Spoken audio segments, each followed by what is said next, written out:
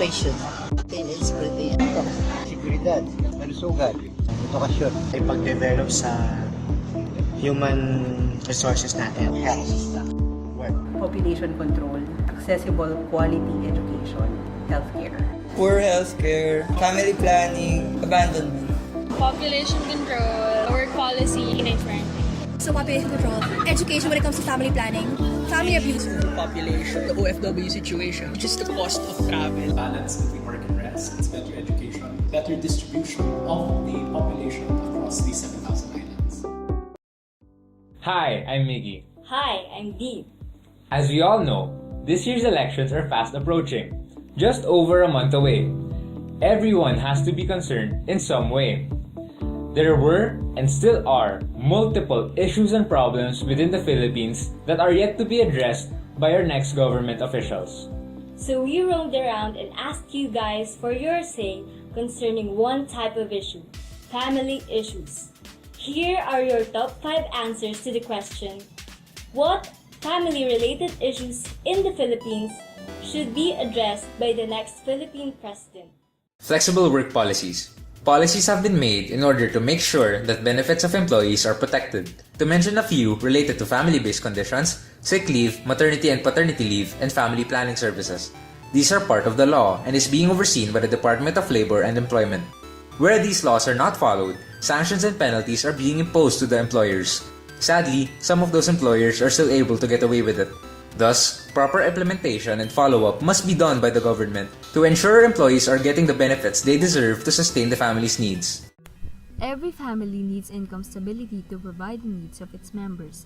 In the Philippines, 6.5% is unemployed and this part receives income support from the government, while 93.5% are bound to loan assistance packages if their salary isn't enough to meet their family needs. But due to lack of money, the tendency is they only get buried in debt. One alarming example is the Luisito farmers. Legally, they are employed. However, their salary is only 9 pesos and 50 centavos a week. The thing is, income support from the government should not only be exclusive to the unemployed, but also to everyone in the working force under prevailing circumstances. Healthcare. Public health insurance is a benefit that should cover all families and the whole population. In the past, this benefit was only accessible to those who could afford it and to those who received it from work benefits. Providing universal health insurance by 2016 was aimed for by the health sectors, but full coverage to the nation has yet to be achieved due to the need of increased funding and more effective distribution by the management.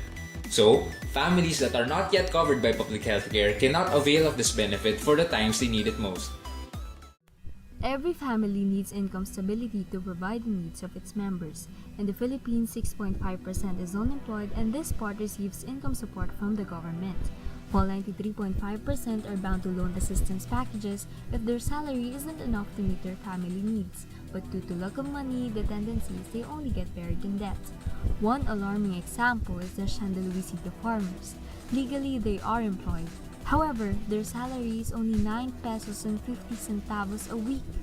The thing is, income support from the government should not only be exclusive to the unemployed, but also to everyone in the working force under prevailing circumstances. Education is a right for everyone, something that everybody should be able to have access to.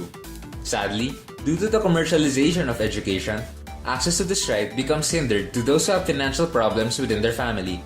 This results to not only the lack of basic knowledge, but also the lack of more professional life skills that will be needed by the youth to be able to contribute to the workforce in the future. Consequently, this results to unemployment, which brings us back to the lack of financial capability for quality education. These are the top 5 issues and problems you guys raised regarding families in the Philippines. These are not all of them. These consist only a small portion of all the issues and problems of the families in the country.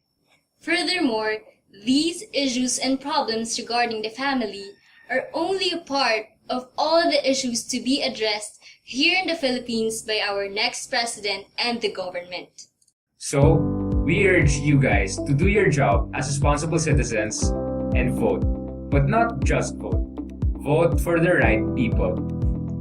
Do your research, gather information about the people you're choosing for, And hopefully in the end, we won't have any regrets and we'll be able to say that we have made our country a better place.